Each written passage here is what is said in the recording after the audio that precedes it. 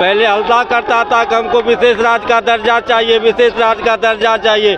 सीधे जनता के साथ दोगलागिरी कर रहा है। आपका विशेष पैकेज पे कैसे बिहार का जनता भरोसा करे? कभी भी नहीं दे सकता। इस जन्म में तो हमको विश्वास नहीं है कि बिहार को विशेष राज्य का दर्जा दिलवा सकेगा नीतीश कुमार। अगर आज खामोश रहे तो कल सन्नाटा छा जाएगा। अगर आज खामोश रहे तो कल सन्नाटा छा जाएगा। हर बस्ती में आग लगेगी, हर घर जल जाएगा, पीछे से आवाज आएगी, कोई नहीं है, कोई नहीं है। मोबाइल सस्ता इसलिए किया कि अगर आप 10 रुपये भी कमाते हो उसको सेव करके मोबाइल खरीदो और अंबानी जी को पैसा दो। देखिए युवाओं के लिए कुछ नहीं मिला, अदानी अंबानी को सब कुछ मिल गया। नमस्कार, मैं फरहत अफसा और आप देख रहे हैं उल्टा चश्मा यूसी। देखिए, बिहार को विशेष राज्य का दर्जा तो नहीं मिला लेकिन पैकेज मिल गया, जिसको लेकर खलबली मचा है। सवाल उठ रहा है सीएम नीतीश कुमार के, क्यों समर्थन एनडीए का इसलिए किए थे, साथ इसलिए दिए थे कि विशेष राज्य के दर्जा, विशेष राज्य का विशेष पैकेज मिल जाए। तो चलिए इसी सिलसिले में लोगों से बातचीत करते, पब्लिक से जानने की कोशिश करते कि पब्लिक क्या कहती है। क्या कहिएगा, विशेष राज्य का दर्जा के बदले विशेष पैकेज मिले, क्या नीतीश जी समर्थन इसलिए किए थे? आप देखिए नीतीश जी समर्थन किस लिए किए थे मुझे नहीं पता इसके बारे में, लेकिन ये तो सत्य है कि बिहार को विशेष राज्य का दर्जा मिला नहीं। लेकिन जब मुख्यमंत्री से सवाल इसलिए पूछा जाना चाहिए कि जब आपने कहा था विशेष राज्य के दर्जे की जब बात आपने कही थी तो 2014 का चुनाव मुझे याद आ रहा है। अब मुख्यमंत्री जी ने कहा, प्रधानमंत्री जी ने कहा था 10 दो 50 दो, हमने 7 करोड़ का पैकेज दे देता हूँ आपको। उस 7 करोड़ पैकेज का आपने कौन सा काम किया? बिहार के जनता के बीच में एक ऑडिट करके आप रखिए, बिहार के जनता को बताइए कि हमको 7 करोड़ का पैकेज जो मिला था, इसके इस पैकेज से हमने ये काम किया था, गरीबों के लिए ये उत्थान हमने किया था, ये काम वो बताएं। लेकिन जब अभी जो विशेष पैकेज मिला है उसमें कहा जा रहा है कि हम बनाएंगे एयरपोर्ट और मेडिकल कॉलेज बनाएंगे, तब सवाल ये खड़ा होता है कि पूर्णिया के अंदर आपने कहा था बहुत चुनाव से पहले ही हमने एयरपोर्ट बनवा दिया है, दरभंगा में हमने एम्स बनवा दिया है, क्या हुआ वो एम्स का? आपका विशेष पैकेज पे कैसे बिहार का जनता भरोसा करे कि आपके विशेष पैकेज से बिहार का डेवलपमेंट हो पाएगा और एयरपोर्ट बन पाएगा और मेडिकल कॉलेज बन पाएगा? ये कैसे भरोसा कर पाएगा? लेकिन सवाल आज का बजट में पड़ रहा था, जब बजट हमने देख रहा था, बजट में हमको एक ही चीज दिखा कि अनंत अंबानी जो मुकेश अंबानी का बेटा है, उनका जो जियो कंपनी चल रही है, आप देखेंगे किस तरीके से डाटा को महंगा तो किया ही गया, लेकिन आपका आटा भी महंगा हो गया है। बिहार के जनता को जरूरी है आटा का, बहुत ज्यादा जरूरी डाटा का नहीं है। डाटा को आपने महंगा किया, बहुत अच्छी बात है, लेकिन आपने आटा को महंगा क्यों किया? मोबाइल सस्ता इसलिए किया कि अगर आप 10 रुपये भी कमाते हो उसको सेव करके मोबाइल खरीदो और अंबानी जी को पैसा दो। चुनाव के टाइम में जो उन्होंने दिया था, ऑटो में भरकर पैसे दिए गए थे प्रधानमंत्री जी को, उस पैसे को कैसे वसूली करेंगे? उनके बेटे को शादी हुआ है, उनके बेटे में जितने खर्च हुआ वो पैसा आएगा कहां से? ये गरीब बच्चों के पैसे आएंगे। इस जो गाड़ी कमाई जो हिंदुस्तान के लोगों का, गरीब लोगों का, उनकी गाड़ी कमाई के पैसे को जो उनको भरा जाएगा और उनके पैसे उनके घर में होंगे, इसको देखना पड़ेगा। लोगों के थाली से आपने उनके थाली में जो चावल होता था उसको गायब कर दिया, आपने दाल गायब कर दिया थाली से, सब्जी गायब कर दिया अपने थाली से। आपने बिहार के लोगों को दिया क्या विशेष पैकेज से और बजट से क्या मिला? किसको फायदा होगा विशेष पैकेज से? विशेष पैकेज से किसी को फायदा नहीं होने वाला है और बिहार सरकार को कुछ भी नहीं मिलेगा। आप लिख लीजिए, कुछ दिन के बाद पर मुख्यमंत्री नीतीश कुमार जी पलटी मारने वाले हैं। जब पलटी मार कर आएंगे तो खुद कहेंगे कहाँ कुछ मिला, आप जानवे न करते हैं, कुछ नहीं मिलेगा। ऐसे ऐसे हौसलेंगे पेट और वैसे से करेंगे और बोलेंगे आप कुछ नहीं मिलेगा। अरे भैया, आप मुख्यमंत्री है किसी प्रदेश का, आप गिड़गिड़ाएंगे? बिहार जैसे राज्य अपने 30 सीटें आपको दिया है, आप गिड़गिड़ाएंगे मोदी जी के सामने? अरे वो बिहार है, बिहार की धरती रही है जो इंदिरा गांधी की शासन का टोटल रेवोल्यूशन हुआ था, संपूर्ण क्रांति जो प्रकाश नारायण ने दिया था, और उस आंदोलन का हिस्सा आप भी थे। आप उसके हिस्सा रहने के बावजूद आप डरते प्रधानमंत्री से? डरते नहीं है, सम्मान देते, प्रधानमंत्री है देश के, इसीलिए नहीं। आप प्रधानमंत्री बहुत अच्छी बात है, लेकिन आप 3 साल के बड़े हैं और राजनीति में, पॉलिटिक्स में भी आप बहुत बड़े हैं। उनसे पहले आप आए हैं पॉलिटिक्स में, राजनीति में आप आंदोलन से निकल कर आए हैं। बहुत अच्छी बात है, प्रधानमंत्री का सम्मान होना चाहिए, चाहे प्रधानमंत्री नरेंद्र मोदी हो, चाहे मनमोहन सिंह हो, चाहे और कोई प्रधानमंत्री हो, सबका सम्मान होना चाहिए, ठीक है, सबका सम्मान होना चाहिए। लेकिन क्या बिहार को सम्मान के जगह पर मिलेगा क्या? लोगों को, छात्रों को नौकरी मिलेगी क्या? डी ग्रुप जो होता था आज के प्राइवेट कर दिया गया है, जो कुली समाज का भर्ती होता था उसको प्राइवेट कर दिया है। क्या उन लोगों के लिए क्या केंद्र की सरकार सोच रही है? रेल का अपना एक बजट होता था, उस बजट का क्या हुआ? उस बजट को खत्म कर दिया गया। रेलवे आज के डेट में कंगाल हो चुका है, रेलवे को देख लीजिए, खंडर हो चुका है। रेलवे के अंदर अब चलाया जा रहा है कौन सा ट्रेन बताइए मैडम, कौन सा ट्रेन चल रहा है? अभी एक नया ट्रेन चला रहे हैं ना, ट्रेन का नाम क्या है? वंदे भारत। बताइए वंदे भारत, वंदे का मतलब क्या होता है?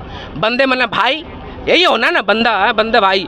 तो वंदे भारत चला रहा है। अरे भैया, गरीब रथ चलाए तो लालू प्रसाद यादव, मैं उनका समर्थन नहीं कर रहा हूँ। लालू प्रसाद ने गरीब रथ चलाया था और उस गरीब रथ में बैठकर हम 1000 रुपये 900 रुपये में आप दिल्ली के सफर कर लेते हैं, दिल्ली का सफर कर लेते हैं। लेकिन वंदे भारत में बैठकर आप गया जाते हैं तो आपको 500 रुपये लग जाता है। वंदे भारत में कौन लोग चढ़ेगा बता दीजिए मुझे, कौन चढ़ेगा उस ट्रेन पे? ये बड़ा सवाल है कि लोगों के लिए, आम लोगों के लिए कौन सा काम कर रहा है। आप देखिए, हाथ से बोलते हैं कि जो जनरल ट्रेन रहता है उसमें सुविधा नहीं रहती, इसीलिए वंदे भारत है ताकि सुविधा आप लोग को प्रॉपर मिल सके। अरे भैया, आप सुविधा के लिए चलाइए ना ट्रेन, जो ट्रेन आपके पास अवेलेबल है, जो ट्रेन आपके पास अवेलेबल है, आप उस ट्रेन को बेहतर कर दीजिए ना, आप उस ट्रेन को बेहतर कर दीजिए। अगर आपने उस ट्रेन को तो बेहतर कर नहीं पाए, आप इसका बोगी खोल कर उस ट्रेन में लगा दे रहे, उसका बोगी खोल कर उस ट्रेन में लगा दे रहे। स्थिति यह हो गया मैडम प्राइवेटाइजेशन का रेलवे का। हमने फर्स्ट क्लास एसी में टिकट लिया था दिल्ली से पटना के लिए और हमको 1 घंटा पहले, आधा घंटा पहले पहुंच गए दिल्ली स्टेशन पर। जब दिल्ली स्टेशन पर हमने पहुंचा तो हम सोचे थोड़ा वेटिंग हॉल में इंतजार कर लेते हैं ट्रेन का। जब वेटिंग हॉल में गए तो वहाँ एक्स्ट्रा पैसा लग रहा है, बोल रहा प्राइवेट हो गया है, पैसा आपको देना पड़ेगा ठहरने के लिए वेटिंग हॉल में। अब बताइए, प्राइवेट, हमने फर्स्ट क्लास एसी का टिकट मेरे पास है और हमको ठहरने के लिए और पैसा देना पड़ रहा है। ये स्थिति बनेगा बता दीजिए मुझे कहीं सफर करने के लिए? ये स्थिति है जिसको कहते हैं वेलफेयर। सरकार क्या होता है? स्टेट क्या है? स्टेट तो जनता के लिए, वेलफेयर के लिए सोचती है ना। ये कैपिटलिस्ट गवर्नमेंट तो है नहीं कि कैपिटलिस्ट लोगों का चलेगा, अंबानी और रानी का चलेगा केवल। ये तो हमारा स्टेट तय करती है ना सारी चीज़ों को। सरकार तो इसीलिए बनाई जाती है ना। अगर ये सारा चीज़ अगर स्टेट नहीं तय करेगी, अगर कैपिटलिस्ट मार्केट तय करेगी, अंबानी और अडानी तय करेगा, तो सरकार को इस्तीफा दे देना चाहिए और प्रधानमंत्री बना देना चाहिए अंबानी जी को। ये होना चाहिए ना आज के डेट में। जो सबसे ज़्यादा टैक्स वो देते हैं, बना दीजिए अंबानी जी को प्रधानमंत्री, खत्म कर दिए लोकतंत्र को, डेमोक्रेसी को हटा दीजिए। ये स्थिति होना चाहिए। बिजनेसमैन है वो, थोड़ी ना प्रधानमंत्री। अरे भैया, टैक्स वो देते हैं ना, अंबानी टैक्स देते हैं ना, भरपूर टैक्स देते हैं। बना दीजिए उनको। आप तो ऐसे ही बना दे रहे हैं, उनके इशारे पे काम कर रहे हैं। लेबर क्लास के लोग जितना है, उनके लेबर क्लास के जो 12 घंटा ड्यूटी करता है, हमारा जो कानून बना हुआ था 8 घंटे के लिए। आप पहले यूनियन चलता था, लेबर यूनियन होता था, लेबर यूनियन होता था पहले। लेबर यूनियन को क्या किया इन्होंने? पार्लियामेंट कानून लाकर संशोधन खत्म कर दिया गया। अगर लेबर के साथ अगर किसी भी प्रकार का अन्याय होगा तो उनके साथ, अगर अन्याय होगा लेबर के साथ, तो आप आंदोलन नहीं कर सकते हैं, आपको कंपनी से निकाल दिया जाएगा। बताइए फिर ब्रिटिश काल का शोषण, एक्सप्लॉयटेशन हो रहा है कि नहीं हो रहा है जनता के लिए बता दीजिए मुझे। पहले क्या था? पहले का कानून क्या, पहले का जो लेबर कानून था वो क्या था? अगर किसी लेबर के साथ किसी तरह का दुर्व्यवहार किया जाता है मैडम, किसी भी लोगों के साथ दुर्व्यवहार किया जाता है, तो बाहर निकल कर आंदोलन करते थे और यूनियन बाहर खड़ा होता था कि आपके रक्षा के लिए हम आपके लिए खड़े हैं। लेकिन आज के वो काम हो पा रहा है क्या बता दीजिए मुझे। बताइए, अब जितना सेंट्रल यूनिवर्सिटी खुल रहा है, जितना सेंट्रल यूनिवर्सिटी है, सब में देखिए यूनियन को बंद कर दिया गया। स्टूडेंट यूनियन होगा ही नहीं। अगर स्टूडेंट यूनियन नहीं होगा तो स्टूडेंट के जो वेलफेयर के लिए जो बात करना होगा, उनके हक की बात करना होगा, वो कौन करेगा? कौन आएगा बात करने के लिए? अगर यूनियन नहीं होगा तो डर से वो बात नहीं करने जाएगा, उनका नाम काट के हटा दिया जाएगा। ये बड़ा परिवर्तन आज के डेट में। इन सब चीज़ों में कौन बात कर रहा है आज के डेट में? क्योंकि लेबर समाज की तो पढ़ा लिखा होता नहीं। जो लेबर है, जो काम मजदूर आदमी है, वो पढ़ा लिखा नहीं होता है। उनके बारे में कौन सोचेगा आज के डेट में? और कल उनके जो बच्चे हैं, उनके बच्चे का भविष्य के बारे में कौन सोचेगा? उनके बारे में ये बड़ा परिवर्तन आज के डेट में है। उनके बच्चे के भविष्य में सोचना पड़ेगा आपको, हमको, हम जैसे नौजवानों को सोचना पड़ेगा जो पढ़ा लिखा व्यक्ति है। लेकिन आज के डेट में हो क्या रहा है? मैं फैज अहमद साहब का एक नज़्म मैं सुनाना चाहता हूँ आपको। उन्होंने कहा था अगर आज खामोश रहे तो कल सन्नाटा छा जाएगा, अगर आज खामोश रहे तो कल सन्नाटा छा जाएगा, हर बस्ती में आग लगेगी, हर घर जल जाएगा, पीछे से आवाज आएगी कोई नहीं है, कोई नहीं है। इसका मतलब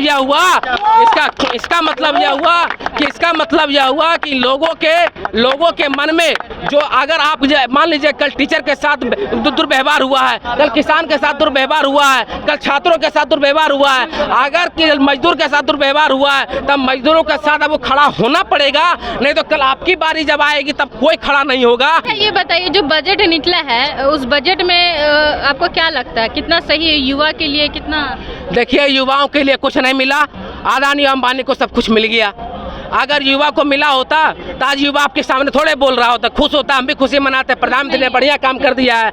भैया मैं क्या खाता हूँ, चावल खाता हूँ, चावल को आपने महंगा कर दिया। हम क्या रोटी खाते हैं ना आटा खाते हैं, बताइए मुझे, आटा को महंगा कर दिया, आलू को महंगा कर दिया, आप प्याज को महंगा कर दिया, बाकी मिला क्या लोगों को? अरे आप नहीं खाते, बाकी लोग नहीं खाते हैं। आप कहेंगे सावन आ गया काहे प्याज खाइएगा, प्याज खाने से कितना साइंटिफिक बात है, ये आप साइंटिफिक टेम्परामेंट को डेवलप करिए। हम साइंटिफिक सोशलिज्म की बात करते हैं, वैज्ञानिक समाजवाद की बात करते हैं। वैज्ञानिक समाजवाद कैसे बनेगा जब तक आप बच्चों के अंदर वो साइंटिफिक टेम्परामेंट को डेवलप करने के लिए यूनिवर्सिटी नहीं बनाएंगे, विश्वविद्यालय नहीं बनाएंगे।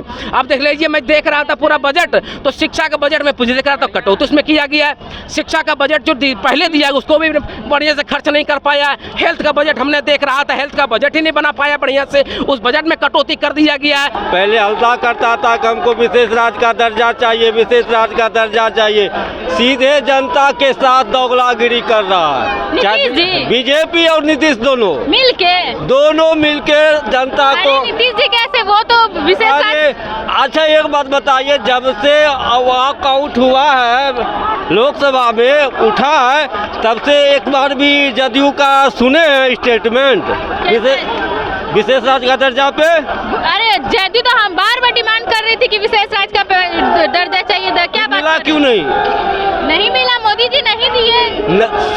सब दिन बिहार के साथ सौतेलापन का व्यवहार किया है बीजेपी और आगे भी करता रहेगा। तो फिर नीतीश हो या बीजेपी हो, दोनों मिली जुली सरकार है। आज 20 साल से किसका सरकार चल रहा है जी? किसका? बिहार में किसका चल रहा है? 17 महीना हटका दीजिए, उसके बाद तो दोनों का तो वही है। लेकिन नीतीश जी तो उनके साथ इसलिए गए ना कि बिहार का भला हो, आम जनता का भला हो। देख के ललचाना, आपको दे दिया कि हम आपको देंगे दर्जा देंगे, एकाएक पलटी मार दिया। बीजेपी का नाम है पलटी मारना, कभी भी नहीं दे सकता। इस जन्म में तो हमको विश्वास नहीं है कि बिहार को विशेष राज्य का दर्जा दिलवा सकेगा नीतीश कुमार, इस साल नहीं। हमको तो अब विश्वास उठ गया है। क्या कर रहे हैं नीतीश कुमार? तो क्या फिर नीतीश कुमार को